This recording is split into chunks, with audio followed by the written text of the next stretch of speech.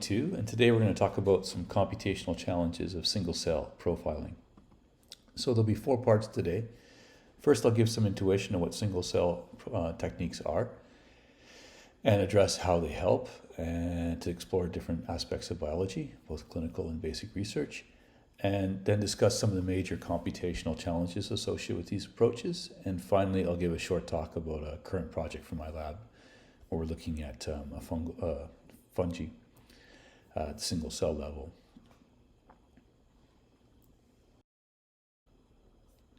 Okay, so let's start by talking a little bit about what single cell is and what it's not. So traditional approach for gene expression studies mostly relied on bulk sequencing, RNA-seq, for example. So here you have a bulk tissue, might be very complex if it's from, say, a human. For example, maybe human breast tissue, you'll have epithelial components, but you'll also have stromal components. In addition to that, you'd have things like adipocytes and endocytes and immune cells and parasites, all sorts of different cellular components that are in that mixture. And we would take, for example, some samples like of tumor, and we would take some kind of control, like maybe a morphologically normal appearing piece of human breast tissue. Usually it's taken adjacent to the tumor, outside of the leading edge of the tumor. Or it could be from a breast reduction patient, for example. Okay, and then from that mix of tissue, they isolate the RNA, okay, with Paul A tails, because it's eukaryotic. And then that RNA is processed into cDNA. It's where it's fragmented a certain size, and these little adapters or linkers are added to the ends. And then, for example, with Illumina, it'll be pushed through the machine where hundreds of millions of these fragments will be read with paired end reads. So, for example, here, this is a paired end because there's an RNA read here, or cDNA really, and an RNA read here with this yellow part in the middle. It's called a linker. That's just a part of the Illumina technology specific to that, but other technologies do or don't have that. So, yeah, and that gives you back all these hundreds of millions of such reads, and then you align these reads to the human genome, for example, and you'll see that by where they align in the genome, what gene or intron or well, for example, yeah, an exon they're coming from, because of course all of the original these are RNAs from the tumor, so they're going to map to exons in the genome. Okay, and then after that, it's the downstream computational biology, data science to understand what's in there. Now, go to the next slide. So in the early days, we might use something like laser capture microdissection. Hopefully this video works. Yeah, here. So this is your sample, and the laser comes in and it melts wax onto the cells that you're interested in, okay? It just heats that wax layer, and it melts. It's essentially, it kind of sticks to the cells, and then it rips off, and then it lifts away, and it pulls those cells with it. So you see here, for example, this is your original sample here. After laser capture microdissection, this part here remains, but this part here was chosen and isolated.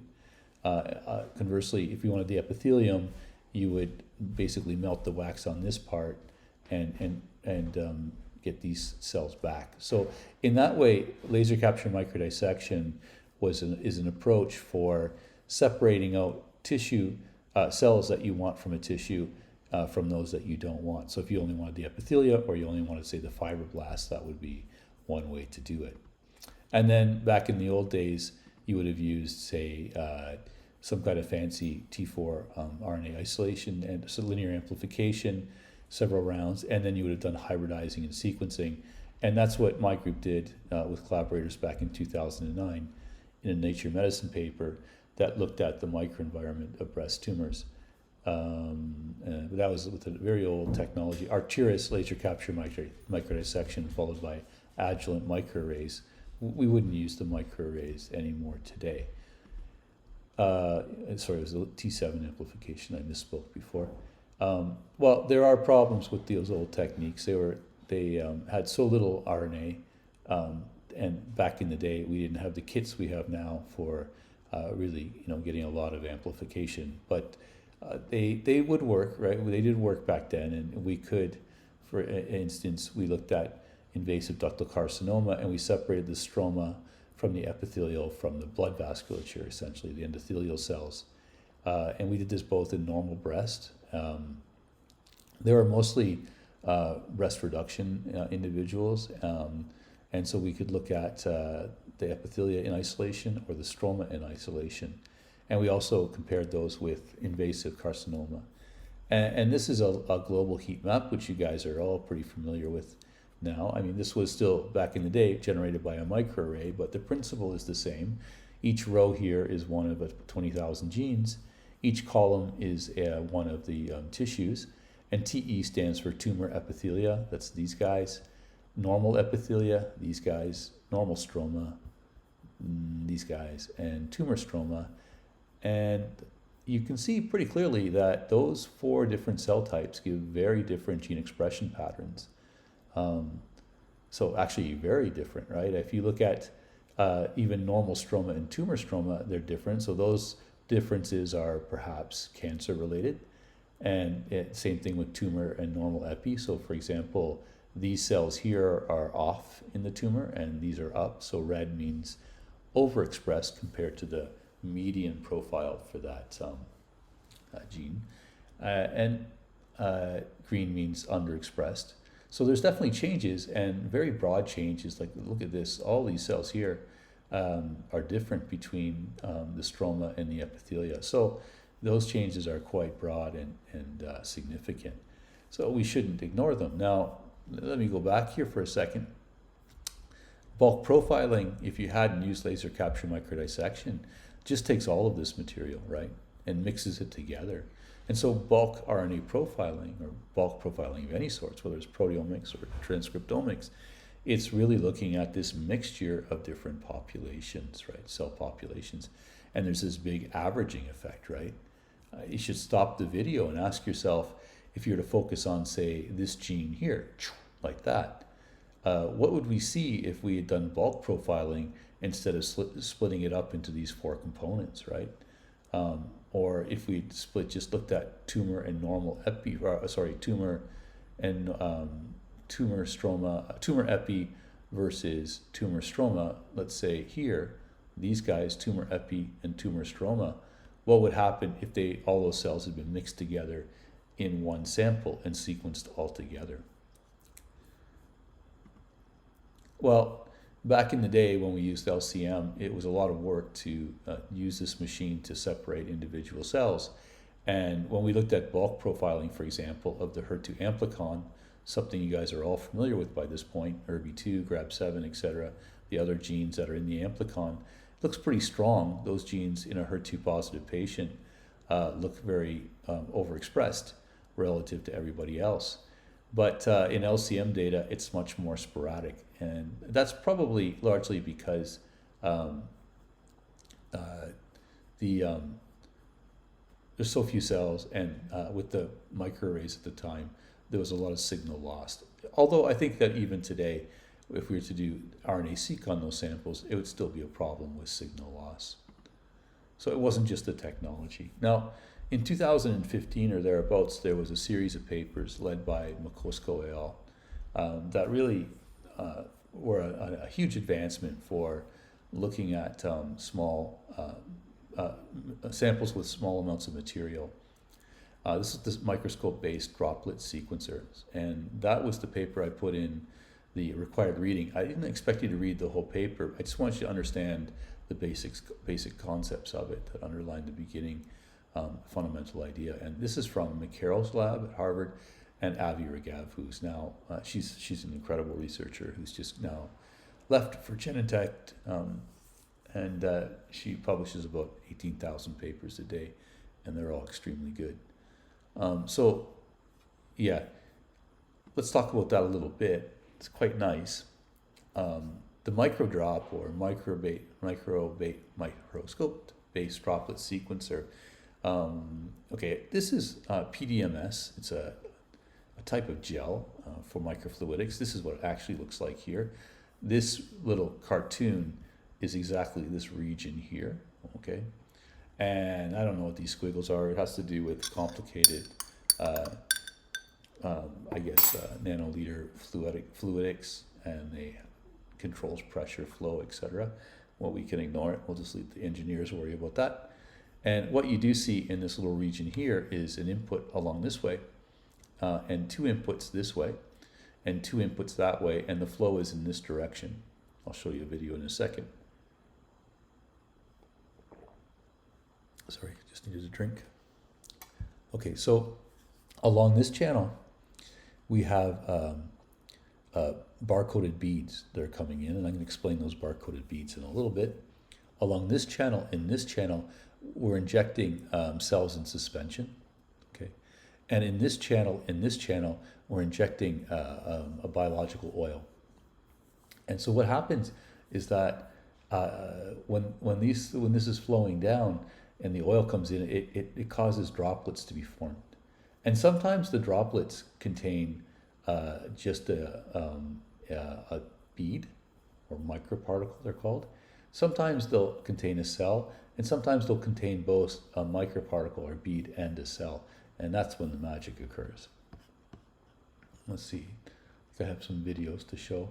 This is a rephrasing, a little bit different view of it, but basically here's your oil inlet, so that's where you use these syringe pumps. This is our setup in my lab. This, and this are this is our old-fashioned system that basically they're clinical syringe pumps. So you hook the syringe pump there, the syringe there, and it pushes in a mechanical way at precise levels the oil, the cells, and the beads into this microfluidic device, oil, cell, and beads. And what happens is that they get pushed down this channel by these black lines in all three cases, and they float. That region there is what we were looking at the previous slide. The beads form, and they end up being dispersed into this droplet outlet. So then that's where the oil droplets land, right, with the cell and barcode hopefully inside. I think that this is supposed to link to a video. Let's see if I can get it here. Show you. Whoops. What happened here? One more time. Yeah, there we go. Yeah, so it's an action. Now you can see here, this is where the oil is coming in. You can see the droplets forming. I think that's pretty clear. And these big things here, that's the beads, right? These are the microparticles I'm going to discuss next. And now if you watch down here, I think, right now, you can see a cell come in, and they're quite small, right? The cells come down, and you can see it gets captured with the microparticle in that bead, okay? That's the idea of the droplet capture. So now you're capturing individual cells in a droplet along with this microparticle or bead. And this is what their setup looks like. Not too much different than our setup, I guess. Okay, let me get back to the talk here. Now, yeah, that's our microscope. Again, it's another picture of our setup. We have modified a few things. I'll come back to that in a few minutes, here and there. Okay, so in a little bit more detail there, why is this significant or important? Okay, so you have a complex tissue, like I showed you at the beginning, and you isolate the cells. You suspend them basically. Mostly if this is like a solid tumor, you tryptanize them and they'd separate. Then you push them through the machine, what I just showed, and these are your droplets with your microparticles and cells. And they form what are called stamps. So single cell transcriptomes attached to microparticles, and in turn they form into your RNA or cDNA library that's going to be sequenced by RNA-seq. So what is it here? This microparticle or bead looks like this.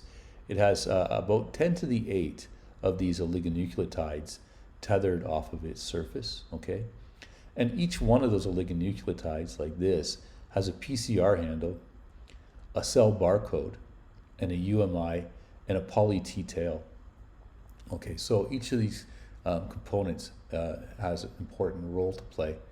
The first thing is that this poly T tail is what latches on. And so in this cell suspension, when they capture the droplet, there's also, with the microparticles, a lysis buffer.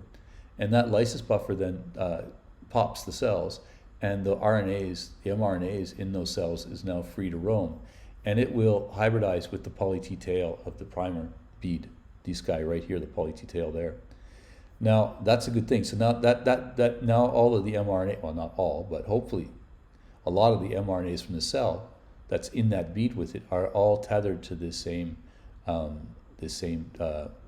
bead. And what's cool here is that this barcode, let me see, do I have, yeah.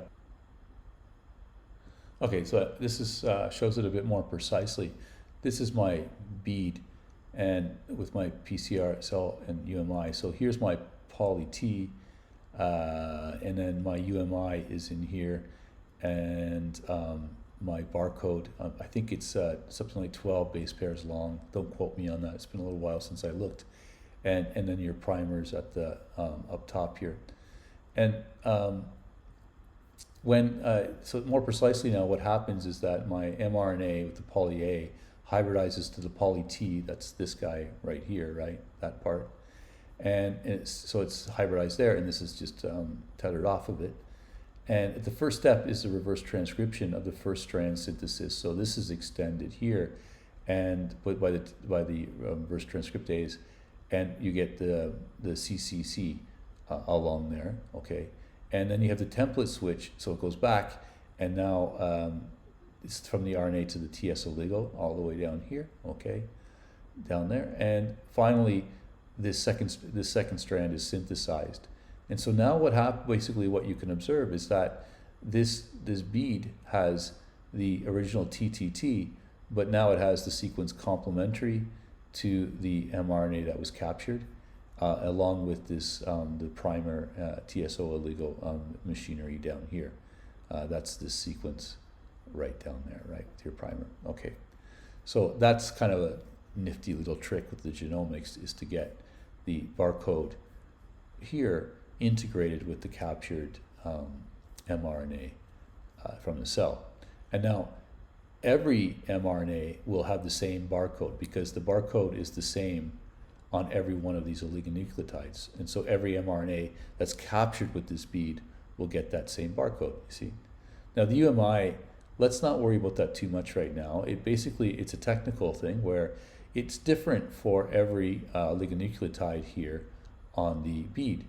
And the reason is that we can fish out degenerate cases where the same RNA molecule is amplified or copied more than once, so what are called PCR duplicates.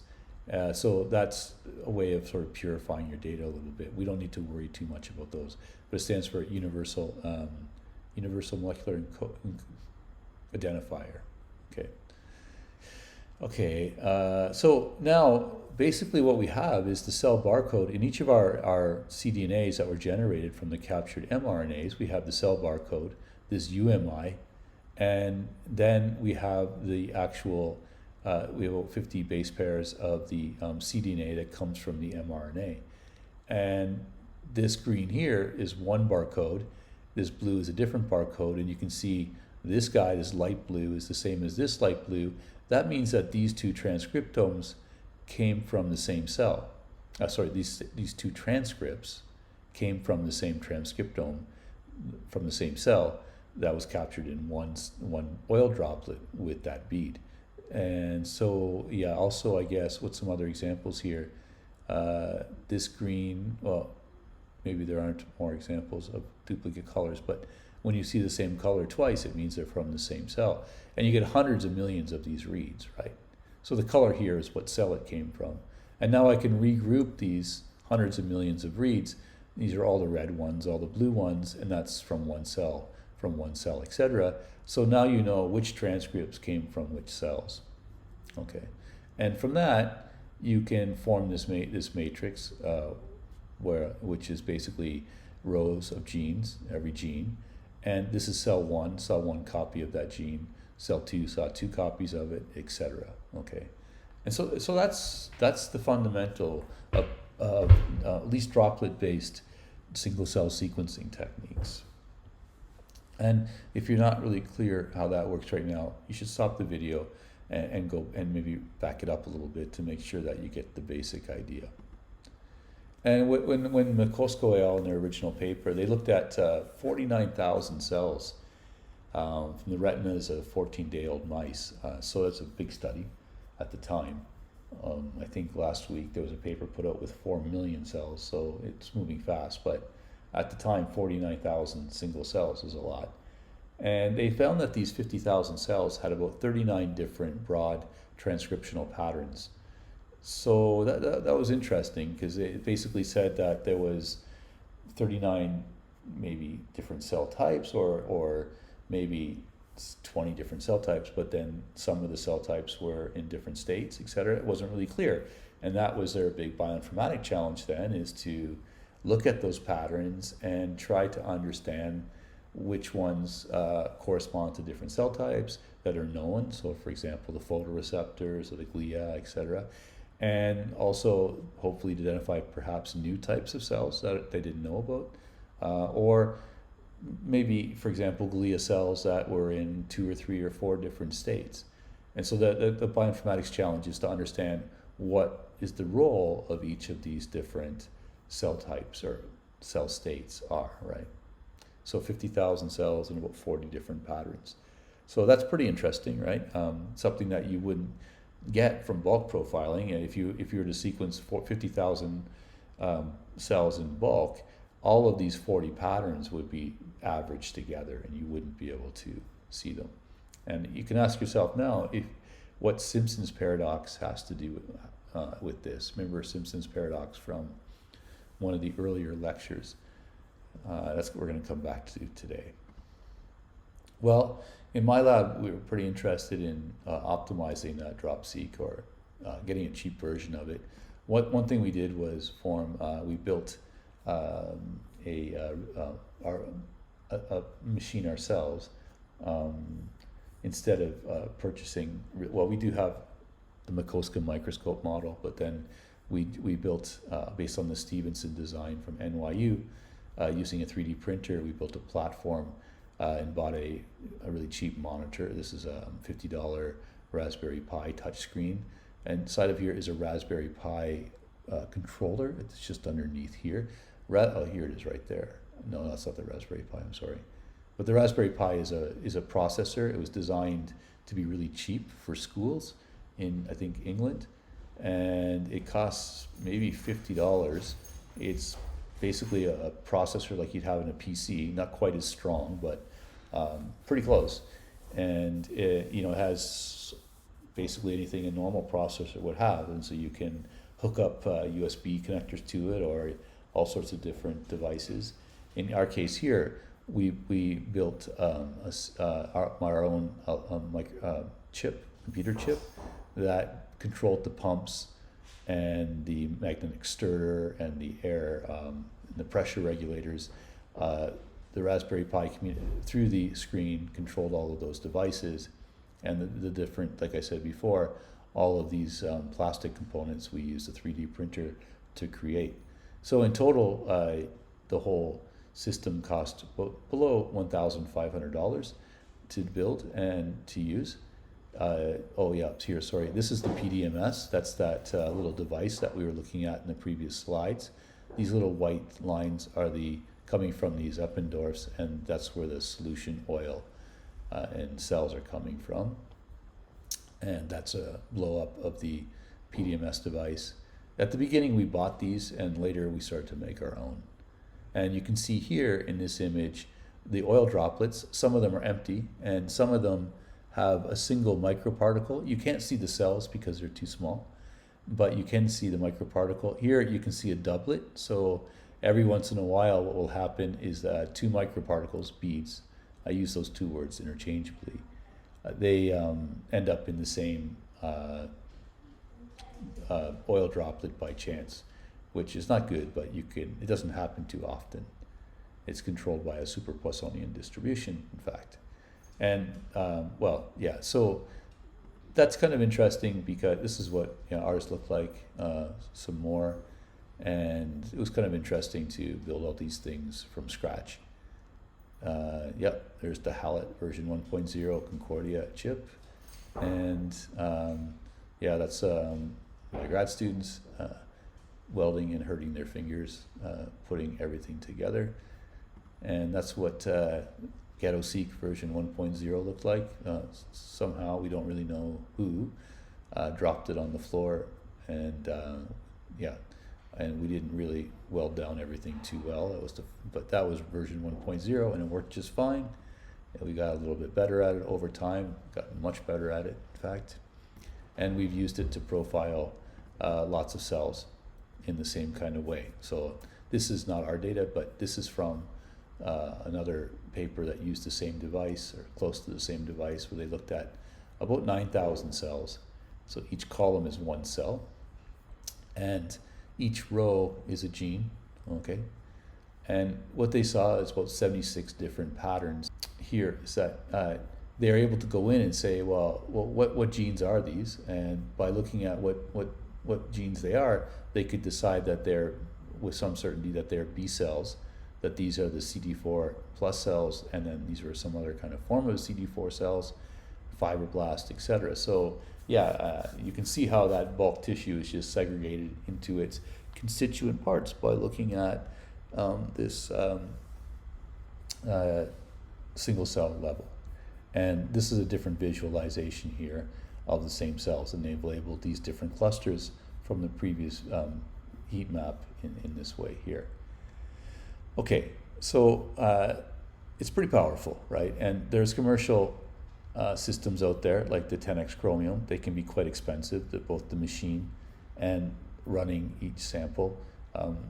There's debate about which one is better. I mean, there's definitely 10x is great. We have one in the lab that we can use, but we also use the DROP-seq approach too.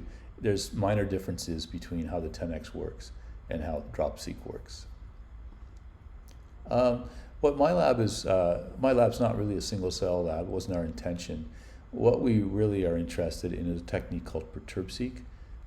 In that case, what PERTURB-seq is, it uses single cell to make it cost effective to do the following combinatorial intervention studies. I'll explain that in a second. I should say from the previous slides, both the Makoska side study and the Stevenson study, and the many more since, that you could ask, well, how expensive was this experiment? And for us to do this, it would have been about, I would say, approximately, would have cost about $5,000 to sequence about 10,000 cells. It's on the order of cents per cell. Once you have, that doesn't, of course, include the cost of making a device, $1,500, whatever. That's a one-shot deal. But then, what do you need to do to generate these profiles? And it's really, let's see if I can back up to a previous slide to explain this a bit better. What do you need to do? Well, you need to prepare your sample. It takes a little bit of reagent. Then you need to buy these beads. You could make them yourself. We don't. You could. So you buy these beads, and that's pretty expensive. It's about $50 a sample. And then you need to buy the oil. It's a few dollars. And you need the buffers and the reverse transcriptase, etc. And they cost a bit, not too much.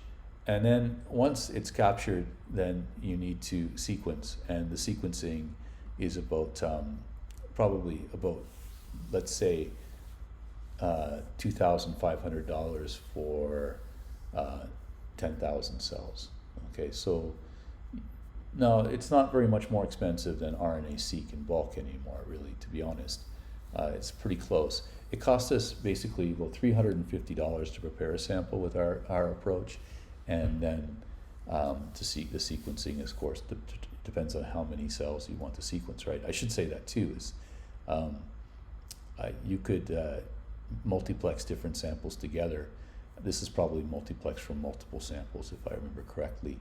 And then you can determine your sequencing depth, etc., by how much you want to pay.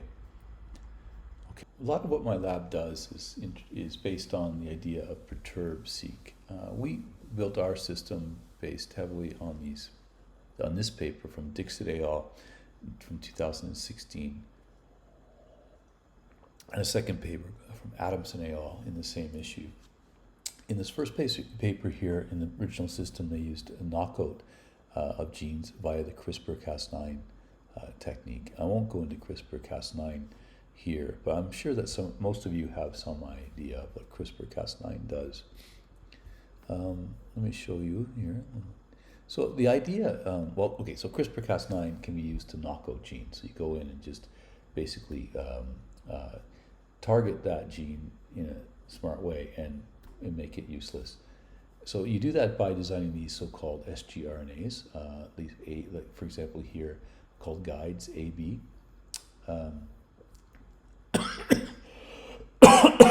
Excuse me, sgRNA stands for single guide RNA.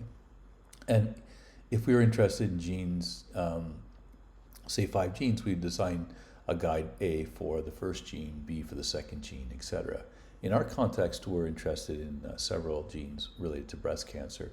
And so we would design guide RNAs for each of those specific genes to knock it out. And then we use a lentivirus, which is basically an inactivated form of HIV. And we put the guide into the lentivirus and infect the cells, a population of cells. So basically, if you have 10 to the 7 or 10 to the 8 cells to begin with, you can control the lambda, or the mode of infection. Sorry, excuse me. So what happens is that if you, the higher you make your concentration of each lentivirus, each harboring one of the guides, the more cells will be infected with that lentivirus. So, and the lower we make lambda for that lentivirus, the fewer cells that are likely to be infected by that lentivirus. So what happens is that you pool these guys and you put them all into the population. And some cells will be infected with A, some with B, some won't get infected, they'll escape infection from all of the lentiviruses. And some might get 2 or more of the guide RNAs. Okay, so basically those cells are growing then, and then what that basically affects the knockout of whatever gene A targets. And in here, this cell is going to get basically both knockouts for the whatever C and whatever E targeted. And of course this cell here who escaped infection won't have any knockouts. And you'll select in different ways. Basically the constructs have all sorts of ways to select antibacterial, etc., marker classic things. And at the end, and then you run these cells through the droplet sequencing that I just talked about. And what happens then is that some cells will get captured in these droplets with a barcode. Sometimes you'll get a droplet without a barcode, without a cell. So that's useless, but that's okay. That's the cost of doing business. And other times you'll get a cell that has two or more knockouts captured with a bead, and that's good. And of course, sometimes you'll just get a cell without a bead, right? That'll happen too, and that won't do anything. We don't care about it. And then just like before, mostly just like before, you can then say, okay, look, all these transcripts that were tagged with the barcode orange come from the same cell, and all these guys here, these transcripts were tagged with the blue barcode, they all came from the same cell, this guy here. And so you can separate, just like we did with the normal droplet-based method. And then NGS sequencing and the same kind of downstream analysis challenges that I'll come back to in a second. The only thing that's different here is that you see these black dots. And what happens in the original system, we don't use the original system anymore, but the idea was that you encode the sgRNA and then you also put a barcode, a guide barcode. So it's a barcode for these sgRNA into the construct. And so the cell expresses that barcode. And so you can tell then, you can tell that this guy got the knockout corresponding to to B. So basically this barcode here is attached to that guide RNA, and that's from the B. That's specific to the B guide. And so, and these two guys here tell you that this cell, right, was intervened with the E and the C. These two, you would see, hopefully you would see these artificial transcripts that give it away that there's a barcode there. So you know not only the expressional profile of that cell, but actually what knockouts cause that transcriptional profile, which is kind of cool, right? And well, okay, so essentially, I just want to reinforce here that if we have 5 targets, some cells will get just 1, but some will get 2, but some cells might get 3, right? And there's lots of ways to choose 3 cells from 5. You know, ABC, ABD, ABE, BCD, BCE, you know, BDE, etc. So that could happen. You could even get some with 4. Now, I mean, when you get a lot of knockouts, the cell may no longer be viable. But in principle, you can explore the whole power space of your chosen guide RNAs, and it would be 2 to the 5. So that's what 2 to the 3 is 8. For 32 possibilities here. So now what the single cell sequencing does, it makes it efficient to explore this space. So if we're going to sequence 10,000 cells, then basically it would just be the the number of those 10,000 will just have A, some will have B, some will have C and E, etc.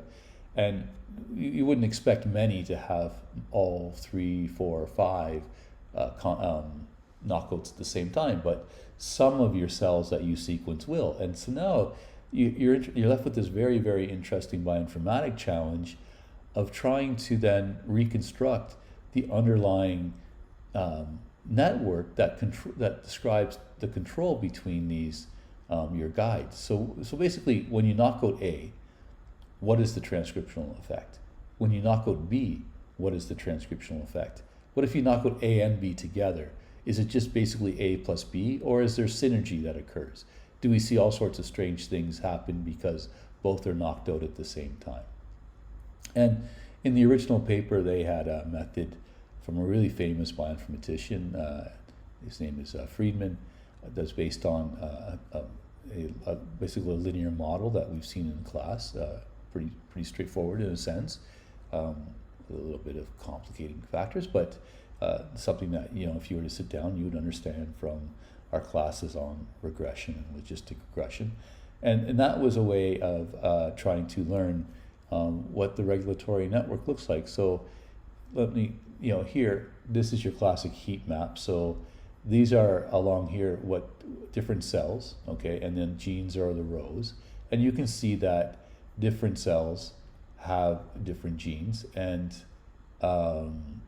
they knew which guides each cell got, and you can see that the expression profiles are perturbed. And what they could do then is to develop this kind of network approach that says that, for example, here that, for example, STAT2 seems to upregulate IRL2 and ATT3, etc. And it seems from the expression profiles that this gene or gene product is down-regulating this guy, etc.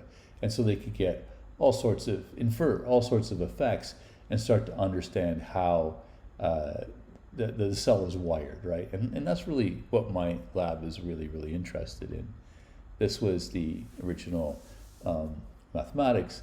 I think you can start to see here the linear model. So, for example, you have your perturbations, right? So this is one cell, and it says that it got affected by just A, and this one was a B. But this cell here got all 3, A, B, and C guides, right? And then over here we have coefficients, so that describe, this is what you want to learn really, which is basically saying if a cell has just A, how does that affect expression? And this is then your observed your expression matrix of what you're trying to. This is what you've observed, and that's what comes from the single cell sequencing. for each gene, each column here, how many times it showed up in each cell. And you're trying to learn these betas, which describe essentially how the impact on the expression of each perturbation and each combination of perturbation. So yeah, we've been working this now, and this is with Sylvie Madère at ERIC at the University of Montreal, and we've got this basically working. We're now starting to explore our first data, and well, we have a modified version of it. There's a second one called knockdown iCrispr PERTURB-seq. As I mentioned, same article of Cell. These guys were super hot in 2016.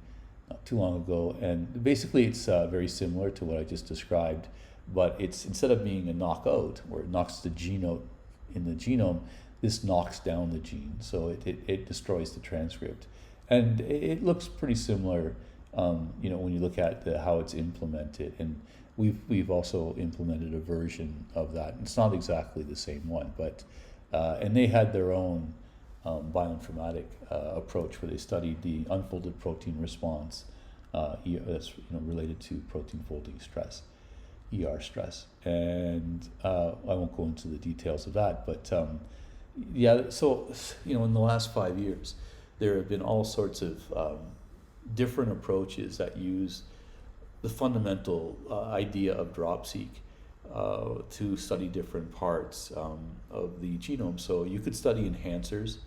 Basically, that's enhancers are elements that are part of transcriptional control.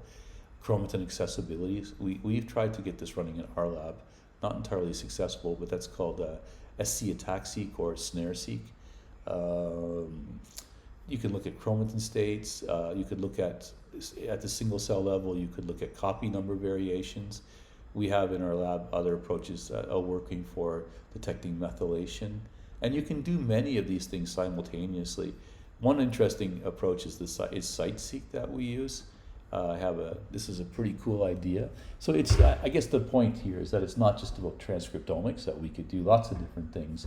And so if you have an antibody, what we can do is use some click chemistry and attach a barcode to it, right? That's not too challenging, apparently, from what we've experienced so far. And that means that this antibody is going to bind to, say, a surface protein.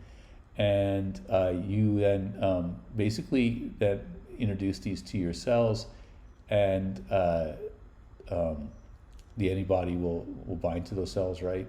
And then the cells flow through the device and get encapsulated. And what happens then is this is your bead, right? The barcodes will then hybridize with the poly. So these barcodes also have a poly A tail on them. That's down here, okay? And so inside the cell, this is your bead or barcode. The poly A tail will hybridize with it, so it's captured. And then the same kind of idea of incorporating like little cDNAs, you basically incorporate the little red barcode here, and it's captured and sequenced, and so you can detect how many of that protein was, or you'll get a signal that's proportional to how much of that protein was expressed on the surface of the cell. Yeah, so that's the idea. So that gives you some protein expression, and you can use this at the same time as you use the transcriptome, so you get both the transcriptomes and for a select number of proteins, which I think is really cool. And that's the kind of things, the kind of genomic technologies we use in our lab. And then we're really interested, of course, in those network reconstruction problems that I was talking about. Well, okay, so now we've seen a little bit about single-cell sequencing, the technology. What are some of the ways that single-cell approaches help? I thought I would explore this a little bit next. So this is a beautiful figure from Cole Trapnell's 2018 paper. I believe I made it available as alternative reading on the website. Okay, so what do you get from doing single-cell profiling versus classic bulk profiling, let's say for RNA sequencing? This is what he spells out in 3 nice different ways, complementary ways. Okay, I don't think we're ever going to go back to doing bulk RNA profiling. You just get more information from the single cell approach. Okay, so in A here, we already know this one. This is Simpson's paradox, right? Which we've explored already, albeit in a different context. Here, before it was like buyer satisfaction for buying a car or something like that. Here, I'm plotting gene expression of A along the y-axis and gene B along the x-axis. So basically, if we knew nothing else about these cells, we would say that as gene B's expression goes up, gene A's expression goes down, and so it would be a negative trend. And if gene B's expression is close to 0, gene A's expression is high. But if we did know that there was, say, 2 different types of cells, maybe these are the epithelial and these are the stroma cells, and we analyze it separately, then we might see actually that gene B's expression goes up, so does gene A's, both for the epithelial and the stromal cells. And so our interpretation is completely opposite, and that's why it's called Simpson's paradox. This, of course, is the case of bulk, and this is the second is, of course, what you get from single cell. So clearly, the fact that you just grind up tissue into this mixture and average out the effects, you lose some information, and that's going to have, as time goes on, that's going to have a profound effect on our understanding of what's going on in these cells, especially complex mammalian tissues. But my lab, if you look at the video online that I'll talk about later, you'll see that it can also happen in heterogeneous bacterial and fungal populations. The second example he has is it gives is very, very nice too. So basically, the bottom line here is that bulk measurements can't distinguish between gene regulation, changes due to gene regulation versus changes due to cell composition. So let me explain. If I have my control cells here, basically what he's saying is there's 2 types of cells, blue and orange, in my population. And so, yeah, I get basically the regulation here is that there's only 1 transcript per blue cell and 2 transcripts per yellow cell. And so total we'd have, if we did bulk profiling of this, we would have 9.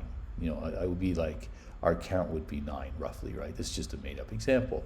Now, if there's a change in regulation because we perturb the cells somehow, challenge them genetically, or the xenobiotic or environmental change, etc., then what he's saying here is that, well, the blue cells stay the same. They still express 1 copy of the transcript, but now they let's say have 6 copies, 3 times as many of the transcript in the orange cells.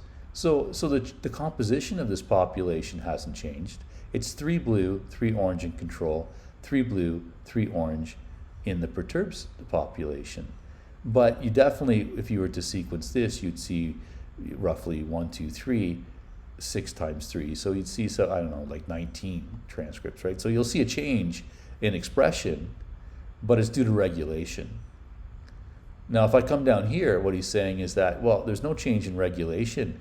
The orange cells still get 2 copies per cell, and the blue cells get 1 copy per cell. But if I count up total how many I get, if I was to bulk profile, I'd get, 6 times 2 is 12. I'd get 13, and 13 is definitely bigger than 9, so is 19 is bigger than 9, right? So you see a change between these 2, but you don't really know which of these 2 cases it was. It could have been because the composition changed, or it could have been because of the change in regulation, right? So again, that's a different way that the single cell would resolve this, of course, right? Because we would see each individual cell, whether we would be able to see whether it's this case or that case, right? Okay. And finally, time series experiments are affected by averaging when cells proceed through a biological process in an unsynchronized manner. So let me go through this carefully. In fact, I just want to say a priori that a lot of the original single cell efforts were looking at developmental pathways and processes. So they were looking at, say, cell differentiation from stem or progenitor cells to fully differentiated cells. And so what they were trying to investigate, in fact, was this concept of pseudotime. The idea that we could order cells by like a movie almost by and order them from the earliest stages to the latest stages. So let's see here. He starts off by saying, okay, like imagine you have early stage cell, mid stage cell, and late stage cell, and that's all you're interested in. Okay, is those three. That's just a simplification, right? Of course, it's much more continuous, but this is just to get the point across. So if we look at cells ordered by time, let's say 22 days, 3 days, 4 days, or 1 day, 2 days, 3 days, right? And we look at the expression of individual cells, we'd see that this cell here at 24 hours is still early stage, right? These guys, at 24 hours, there's already somebody who's mid stage and one guy that's late stage. And at 48 hours, okay, there's more mid stage and one late stage. But at 72 hours, not surprisingly, you get more late stage, right? And still there's an early and mid, right? So the relative frequency of early, mid, and late will change over this period. But of course, it's not perfect, right? It's not that all the cells are synchronized, so you can't think that they're all going to be here and all be at mid stage here and all late stage there. And so what you have to, when you bulk profile this time point and this time point and this time point, well, you might see that at 24 hours that because there's so many, maybe there's quite a few that are at early stage, that you have a dip in expression in the population average, but it's going to be difficult maybe to differentiate between these guys and these guys just because the frequencies of like late or mid stage at these two time points is not very dramatic, right?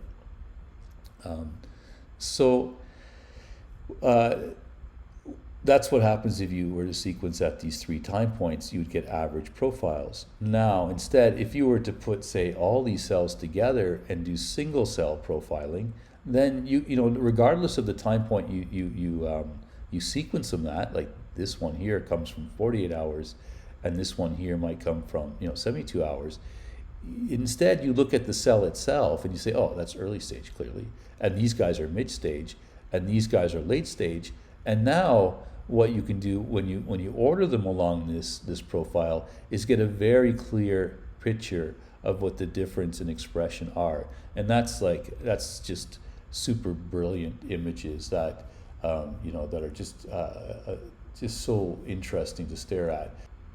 Recall from the homepage of the course, you might have seen this image here, and that's exactly an example of a trajectory single cell reconstruction. Here, these are a population of embryonic stem cells. This isn't from the same paper, it's from Feral Science 2018 in the zebrafish embryo. But these are all cells from the embryo, and they're not synchronized per se. I mean, there might be a trend of early late, but they let them grow, and then this is supposed to represent them setting for single cell sequencing. And then basically what you get, what this is called, is a developmental trajectory or pseudo time, where the cells are ordered by relative to their expression state and not by the actual time since initiation, right?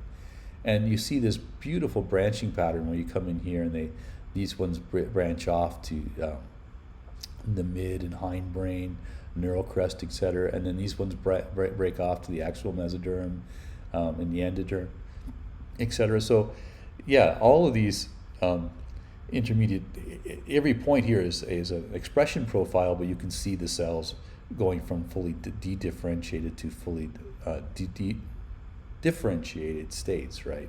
So these are completely fascinating images, right? That just were not possible at all with bulk profiling.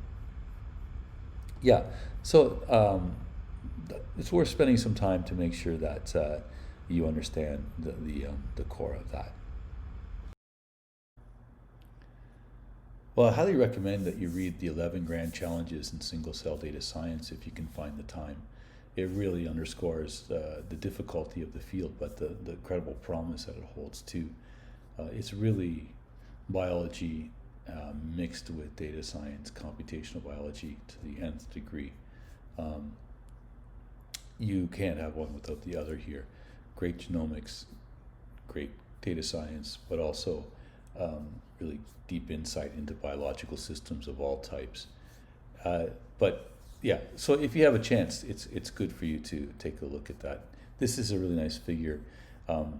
As our ability, actually it's lagged behind, but our ability to actually profile the DNA, full genomes, or even doing it in a selected way of only sequencing specific sites in the genome, has lagged behind RNA level, even epigenetics, to be honest. But it's coming, and in cancer, that's going to be a huge thing when we get there. The idea of tumoral evolution, which we've talked about a little bit here and there, modeling tumors as evolutionary processes. We've seen this before a few slides ago, lectures ago, that you have a population that undergoes mutations, and those populations have selective advantages, that you have different, you have competition, but you also have, for example, therapies that come in and just wipe out certain subpopulations, only some survive. You have, for example, surgical intervention that wipe out populations, and then you do have metastases that arise that evolve. And we only see when this kind of time point here, when we have surgery or maybe at a biopsy, right? We see a little fraction of that whole tumor space. And the idea of using phylogenetics, molecular evolution tailored to cancer to rationalize about what's happened in that tumor, right? That has the promise of really radically changing the way that we care for cancer downstream. But that's a long-term goal. The other grand challenges are equally exciting. If you're into phylogenetics and population genetics, single cell has something to say. I think that my lab is starting to say something about single cell in the fungal world, and how individuals differ and how they respond differently to drugs, etc. And I invite you to watch my a lecture, one of my research lectures from last summer. It's on YouTube. It's only 10 minutes long, but I would actually, I think that if you find the time, I think it would be great if you could watch that. That's our approach of using single cell in a different domain than perhaps what's been done before. Okay, so I think that I will leave it there, and we can talk about this more in class. Thank you.